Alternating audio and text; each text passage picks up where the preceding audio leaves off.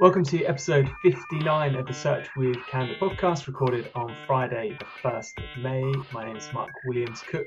Today, we're going to be talking about the Backlinko correlation study of 11.8 million search results. And to do that, we are joined by Dan Taylor, lead technical SEO consultant and account director at Salt.agency. Hello, Dan. Hi, Mark. How are you doing? Very good. Thank you. Thank you so much for joining us. So, Dan, do you want to give everyone just do you want to give everyone a quick intro to sort of who you are, what you do, and a little bit of your background?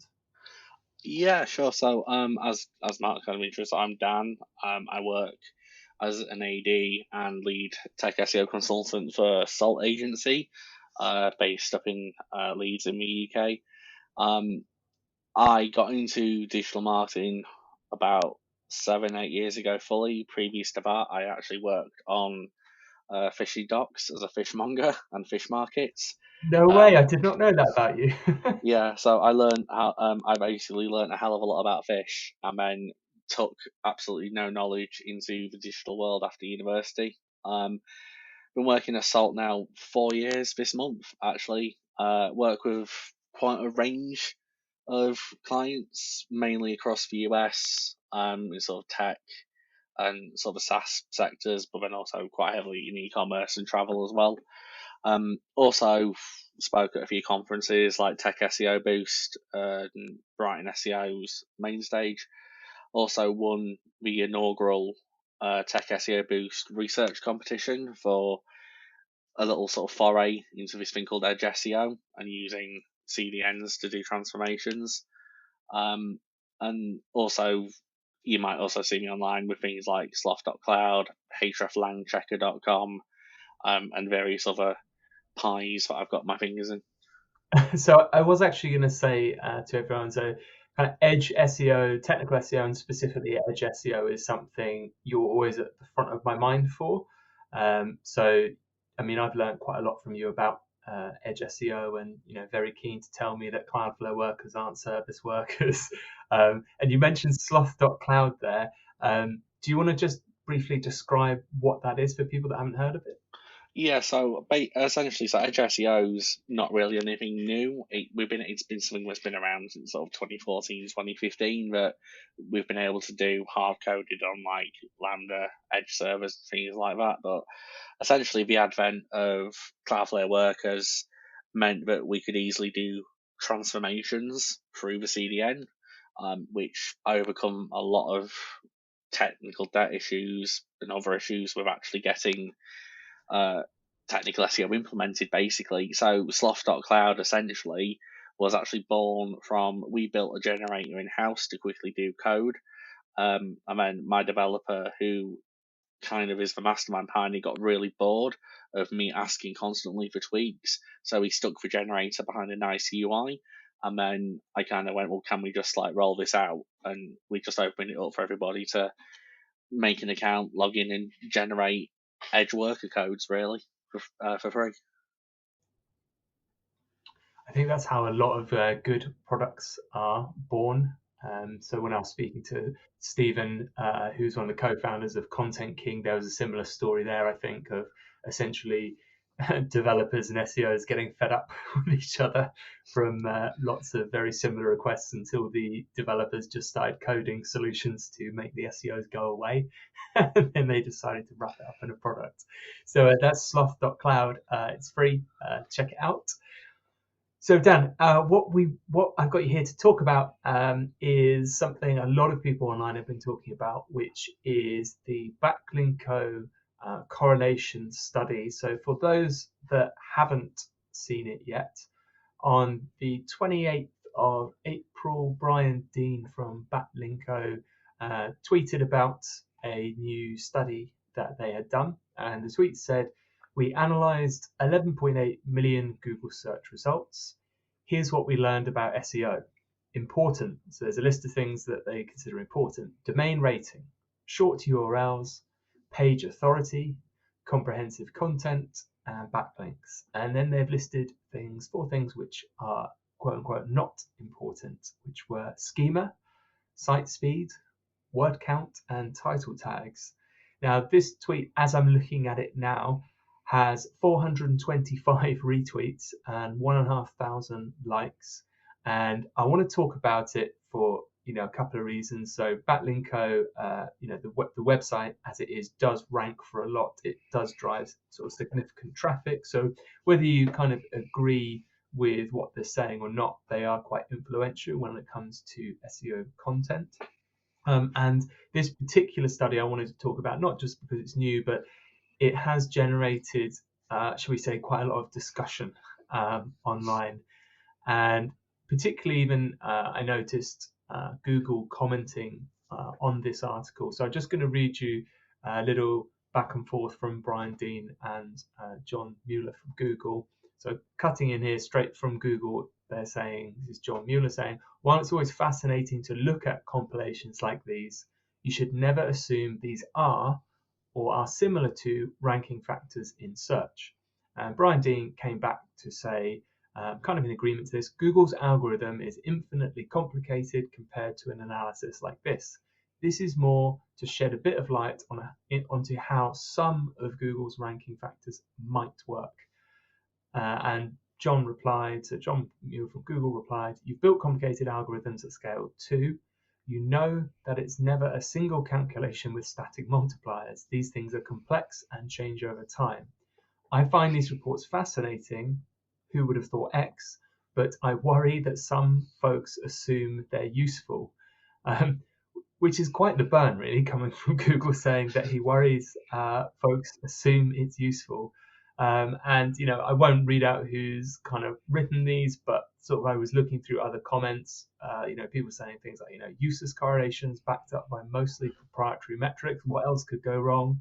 Correlations, domain rating, load speed by Alexa, page authority, time on site. I feel like it's 2012 again. And among these, Dan, obviously, was your comment, which was another dangerous article. Can't wait to be challenged on takeaways from this in the coming weeks. So I thought Dan really knows his stuff. I would love to get your opinion on this. So why do you describe this? Why do you think this article is dangerous, Dan? Essentially, the word dangerous I apply purely to the perception and how some SEOs, some internal marketers, some internal SEOs may perceive and utilize the information, but also dangerous in the sense that, let's be fair, Brian Dean has a phenomenal YouTube following. He has a phenomenal audience within the industry, within the digital ecosystem. So it also has a lot of influence in terms of visibility. So I know from working with lots of enterprise companies, large businesses, someone at a C level comes across an article like this, goes through, looks at the Spark notes, the Cliff Notes of the key takeaways, however you want to call it, and can instantly go, oh, schema's not important. Then they'll feed that back down to someone who essentially might be in product development or in a sort of a development aspect which isn't related to either the in-house SEO or speaks to the SEO vendor, and that could potentially put a blocker on a schema ticket going through. And obviously schema's potentially not a direct ranking factor, but I'm just using the schema as an example of this. My personal opinion is that it's more of an assistance notification. Like if you get a large book and someone's already gone through it and put those little colored tabs on the side of it, you can quickly find key pieces of information. And it's useful during the understanding process, because I don't know on the Cliff Notes you've got here, you mentioned Paul Haar's SMX 2016 talk, where he talks about the phases of Google and the processes, and that it is that sort of 4-step process. It's not necessarily the ranking phase, but we know that once it's crawled and it starts to parse and weight information, schema can be useful in that aspect. And we know that FAQ schema, QA schema allow for rich results. We know that product schema is also relatively essential to parts of paid and the product PLA listings and things like that. So that could potentially block that ticket just because it's come from a perceived authority within the industry. Well, I was going to say, I mean, that there's some aspects of schema, right? Say like recipe schema that you Mm. need even to be eligible for those types of results, right? So Yeah, without that, you're not, if you've got a cooking site, if you don't mark up your recipes, you're not going to appear in those recipe-rich results, are you? yeah, no, 100%. And it's so taking it on that level, and we've also got to be reasonable about things. So within the article, he does go to say, and he does use the word correlate, and he does use the word correlation, but it's how things are framed and how things are packaged. And to come out directly and just say important, not important, that can cause issues. And we're also making there's a lot of assumptions made in how people perceive information and data, and not just how they perceive that, but how they perceive everything else. Not wanting to go like massively philosophical or anything, but I remember one when I was doing A levels, I for some reason did a philosophy A level, but one of the key takeaways from that is what's called the Allegory of the Cave, which was basically a publication by Plato. And the long and short of that is essentially it's a dark cave. Everything's tied. They can't look at anything apart from a wall, but all they can see is the shadows of things cast onto the wall. So it's about being able to actually see things and then what we actually perceive through sensory. So with articles like this, depending on potentially even your inclination to dig deeper, your inclination to read counterpoints, your inclination to investigate and use your own experience, that's why I frame this with the word dangerous in the sense that I know for a fact that I've worked with some people in the past who who their site could be slow, like slower someone running through like cold treacle. Yet because this article's come out, they'll challenge and say, why are we spending X amount on dev resource to improve site speed when it's not important? That's not coming from a place of sort of well, essentially, yeah, that almost comes from a place of ignorance in the sense that they don't understand what that actually means. We know that site speed is a small ranking factor, and we know that if a site is slow as heck, it will struggle in search results because nobody wants a slow experience, and Google don't want to give bad results in that sense.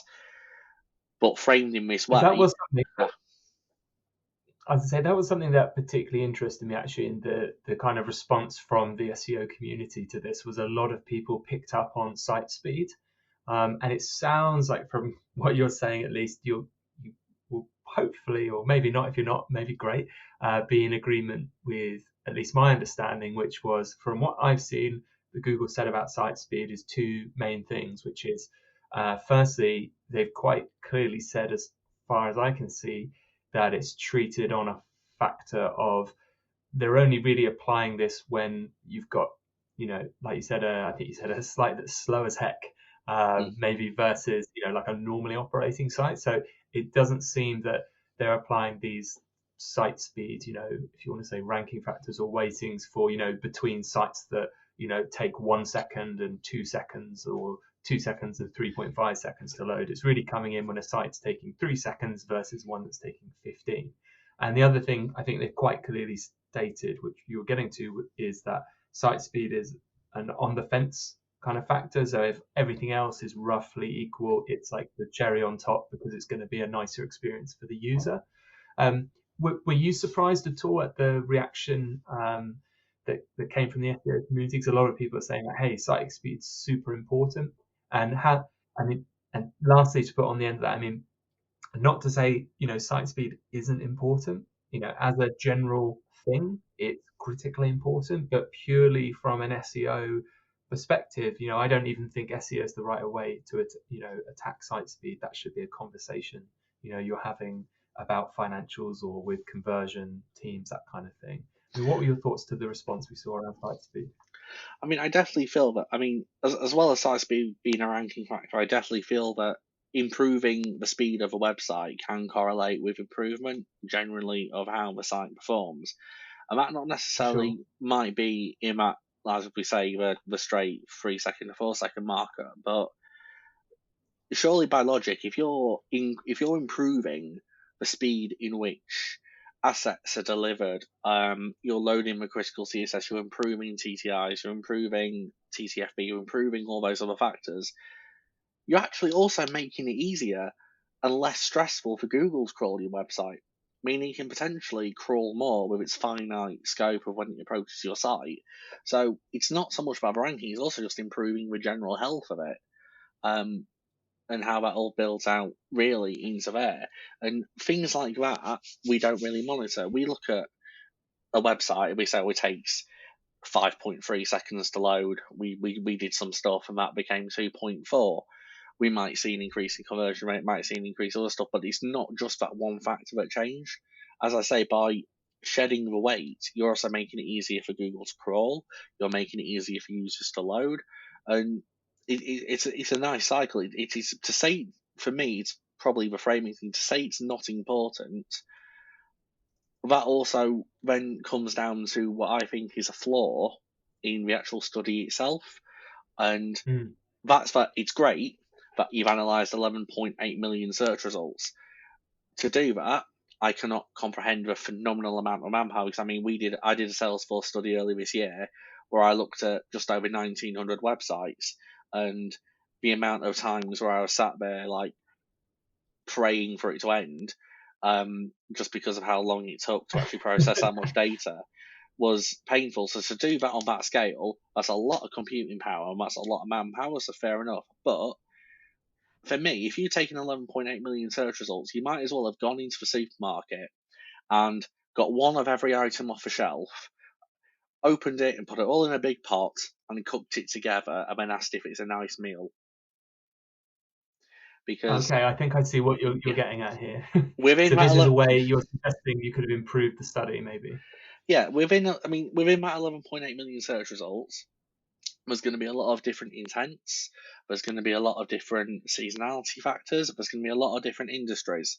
So when we come out and say things like, oh, so over 11.8 million results, domain rating is an important factor, for example. Well, over that 11.8 million, depending on what the queries are, depending on that, potentially, if how many of them were brand, how many of them were like high things. So I mean, one of the articles I wrote on my site outranks search engine land and SE roundtable.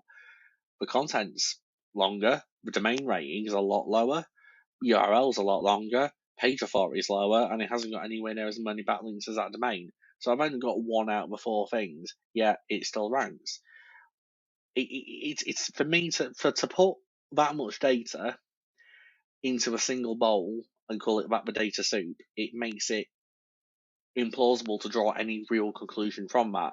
If it was, we looked at 11.8 million search results broken down by category, so here's some from finance, here's some from travel, here are I know, some from sport, for example, or news publishing results, then you can actually start looking and go, well, the intent's very different. So what you can say is in travel, people are either looking to book or they're wanderlusting.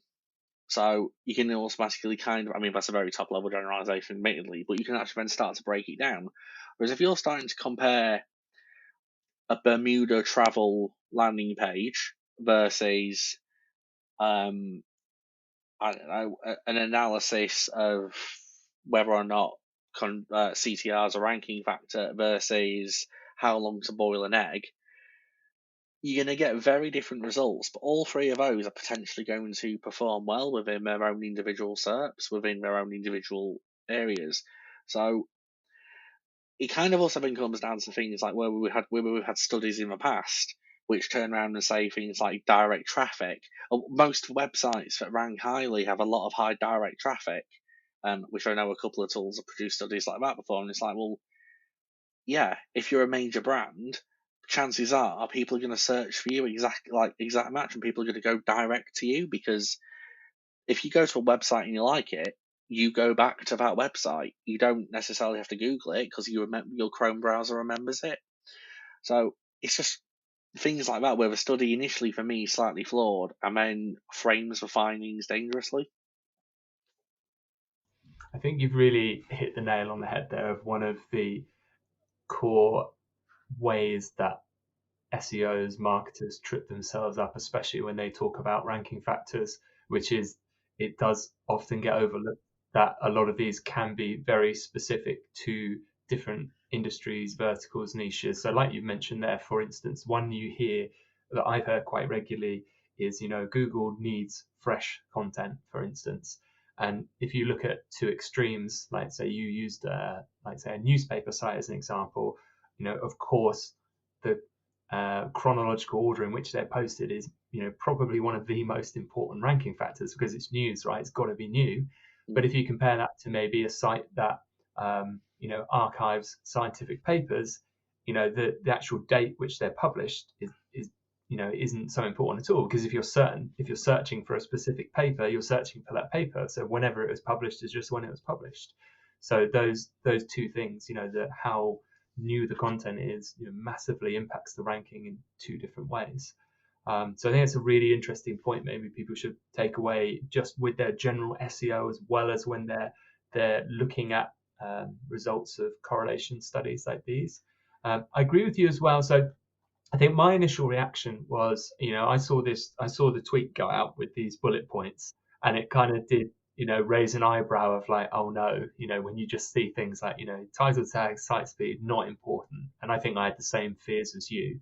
And having read through the report, I think it does do a good job of highlighting where it's quite clearly saying, this is a correlation study, um, and it does give some quite good descriptions of kind of the data they've got.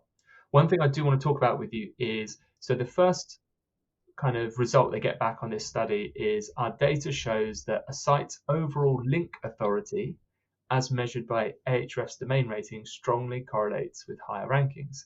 So for those that don't know, the domain rating is a proprietary metric made by Ahrefs, and this is their definition of it. Domain rating looks at the quality and quantity of external backlinks to a website. Here's how we calculate this metric in simple terms. 1, look at how many unique domains link to the target website. 2, look at the quote unquote authority of these linking domains. 3, take into account how many unique domains each of those sites links to. 4, apply some math and coding magic to calculate raw DR scores. 5, plot these scores on a 100-point scale. So what's your opinion on using proprietary metrics like Ahrefs domain rating in studies like these? I think given that being honest, whenever we do comparisons to competitors, whenever we do comparisons to anything else, proprietary metrics are really the only thing we have to go off because we don't have access to competitors' Google Analytics. We don't have access to their search consoles. We can't monitor it. So what, for me, with proprietary metrics is too important to say is very indicative, and it's also to understand and respect the data accuracy and the limitations of those third-party tools. For example, so this is an example I had a couple of years ago with SEMrush. Working with someone, happy, rankings going up, ranking first, everything else, looks in SEMrush, and he's saying, oh, well, how come your rankings are different for rankings I'm getting in SEMrush? So it wasn't a rank tracking tool, it was SEMrush's data warehouse where essentially you go in and you see the list of keywords, positions, etc. But then what I did notice is there's a refresh date on those keywords as well. And this it was quite niche. It was a UK niche, and it was a low search. It was relatively low search volume. We were ranking first for it. SEMrush hadn't refreshed it in 4 months and still was reporting fifth. So I'm looking at that and going, well, that data point instantly is out by 4 months. And yeah, I appreciate when you've got a database of 17 billion keywords, it's not going to be real time. It's going to be nigh impossible for any of these tools to remain real time. And we've all seen it in the past where things update retrospectively. I've definitely seen it with SEMrush's trend graphs where randomly the numbers change for previous months, but that's just because it's actually updated things. over time. And similarly with things like Ahrefs, which is a good tool, they're useful as research tools. I mean, I never take for verbatim like, oh well, they've got. I mean, for example, I've just put in your agency site versus my site, and based on this study, I've got more unique referring domains than you. Do I rank for anything anywhere near as much as what you guys do? No, but it's just another metric to take as sort of to go into the mix of research. But I never, in my opinion, think we should be looked at similar with like other tools like SimilarWeb, Systrix, and go right. Well, this is definitely what's happening, and this is definitely how we plan and do the strategy around things. It's more a case of, well, here's the trend we're seeing. Because typically the trends are accurate, in the sense of going up or down.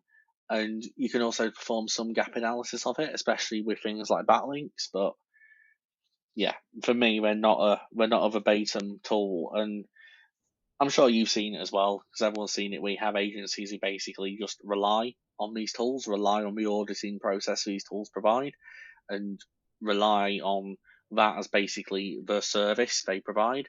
And that again, that kind of falls short, in my opinion, of what actually SEO and being a consultant is. Yeah, no, I completely agree with you. I've seen both sides of this argument before, where some people are kind of taking the position that you shouldn't use proprietary metrics because obviously they're not what Google or Bing or whoever it is using. Um, and like you said, I've seen the complete other end where just everything is blindly based on them. And yeah, I think the most useful route is this middle route of I think they are, very helpful tools, especially in terms of time saving, because they are looking at things that I think for me the sweet spot is where you have strong correlations, but it also makes sense in terms of it goes. We're looking at there's things in this report that don't surprise us. Things like page kind of independent ranking factors, like if it has lots of domains linking to it, that's correlated to higher ranking. I don't think anyone's going to be surprised by that. No, And there are tools that can help us try and measure the impact of that. And all of these things go hand in hand. For these tools are looking at how many links does the site that links to us have, which is going to be loosely based on PageRank, and they're looking at the topics of the site. So when you get these proprietary metrics that kind of line up with the logic, I think they are useful time savers. One data point that did interest me actually was the site speed there. And have you ever used Alexa for site speed before? Did you know that was a thing?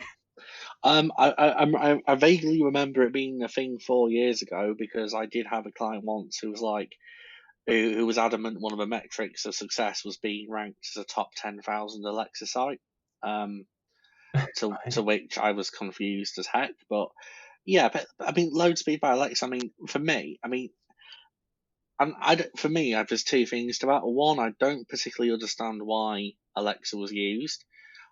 Especially when if you've got a list, I mean, unless they did it by SERP, but if you've got a list of domains, which they will have if they've looked at domain ratings, so they've got that data point, then you can run Lighthouse from a command line, and you can. I mean, okay, it'll take a while, but I mean, when I did my Salesforce study, I put a MacBook in my corner and just left it on for 5 days, just churning over.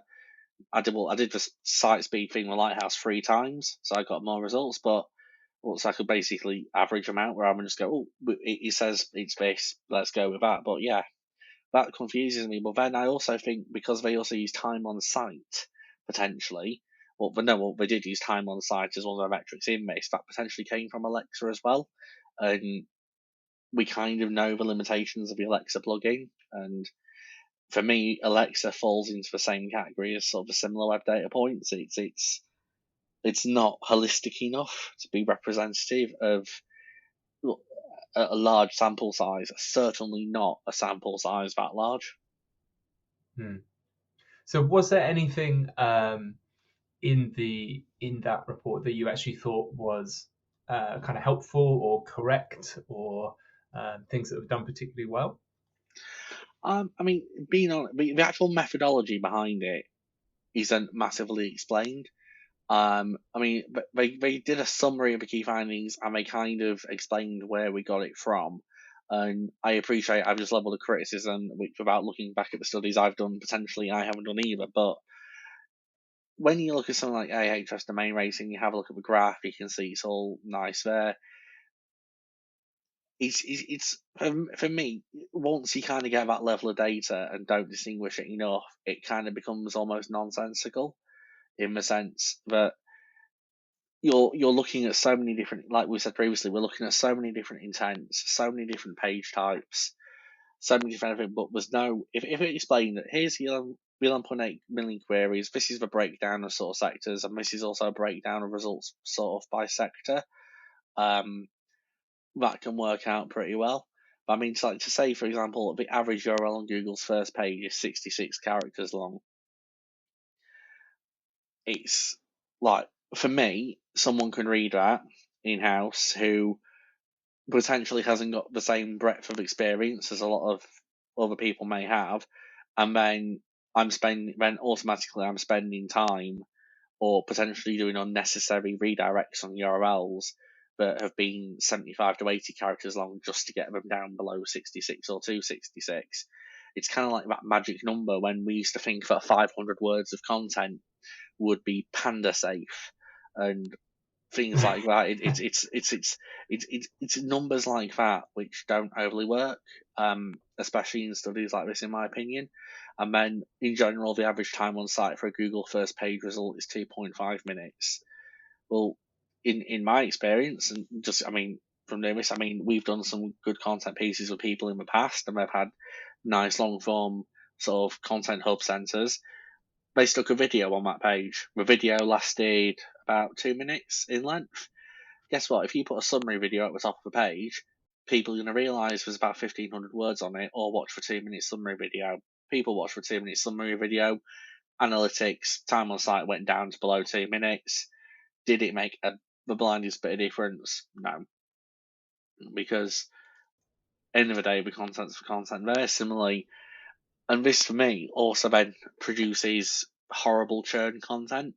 And I'm noticing it a lot at the moment on things like Google Discover, where it will say something like, oh, there'll be like an article with one piece of information in it, and you'll go to the news website and they'll write 2 paragraphs explaining what it is they're about to tell you and why. Then there'll be an advert, and then there'll be another paragraph basically rewriting what one of the other paragraphs was. And before you know it, you've got about 400 words of content for what could have been a sentence. And yep, you do that because they want to drag out and you see more adverts, but also I do wonder how much of that conversation is also someone somewhere saying we need this number of words or we need this length to be XYZ within actual search results.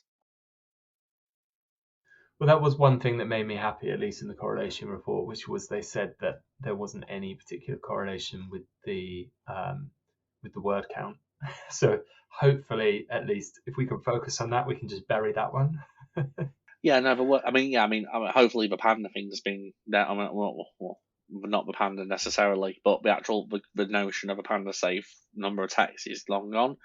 But then what does make an issue is how people interpret the word comprehensive, because comprehensive and comprehension are very it can be interpreted as length, which again kind of just feeds back into that cycle.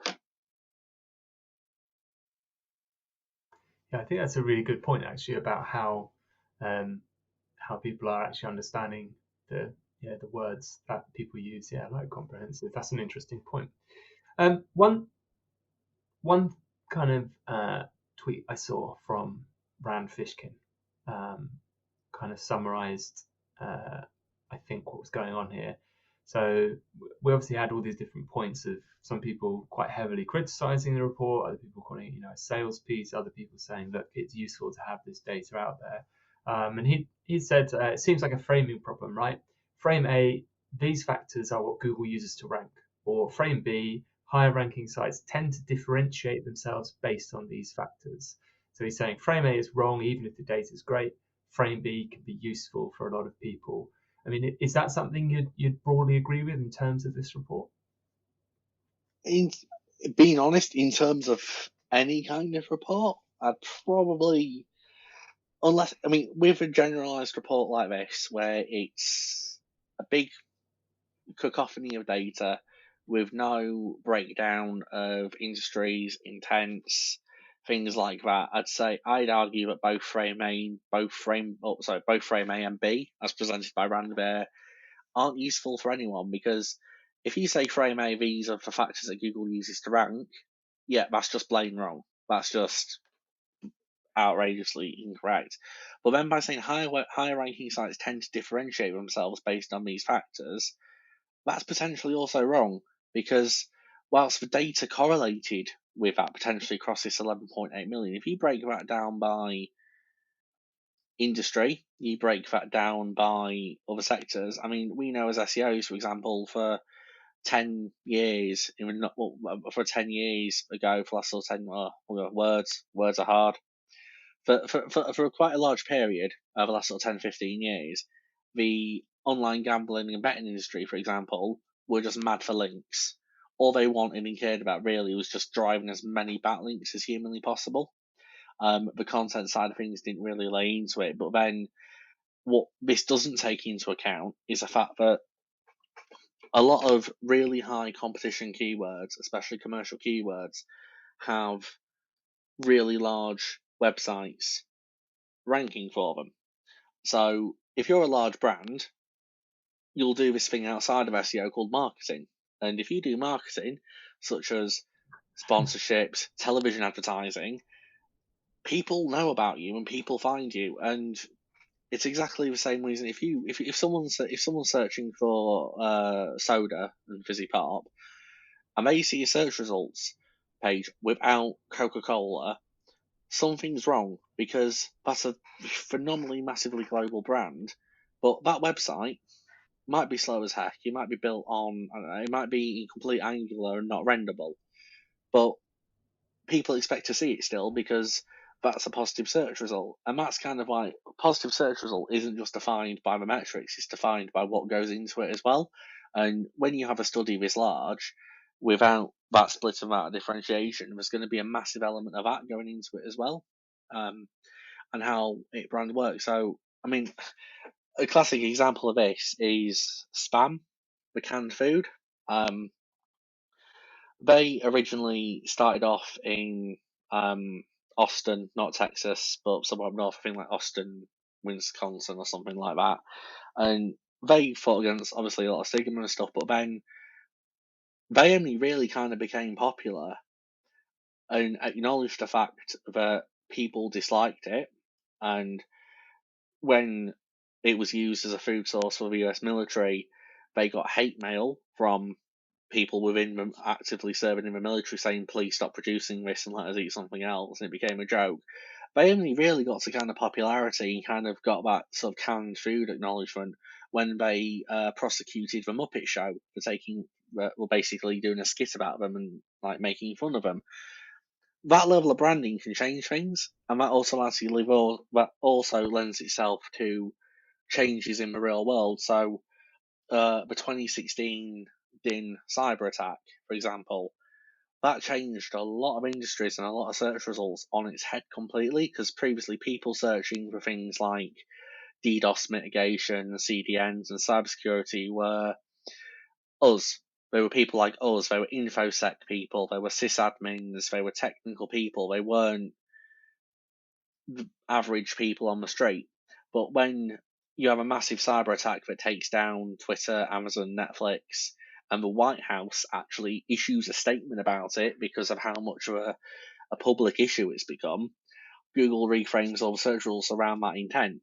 So even to this day, those kind of search results are now dominated by almost layperson results with news and differentiations and not the commercial side. So that impacts things as well quite heavily. And John Mueller, in his, as he described it earlier, was like burn back to it, did sum it up with these things are complex and change over time. They're fascinating. It's a great snapshot, but I also then tend to think how when this data was taken as a snapshot and when it was analysed, was that pre the current situation going on in the world right now.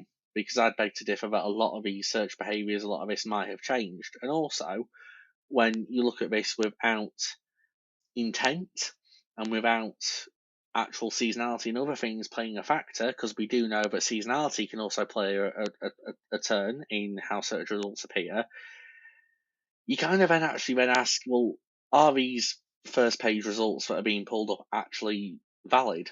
Are they useful? Or do they actually represent what the real world and what real users search for?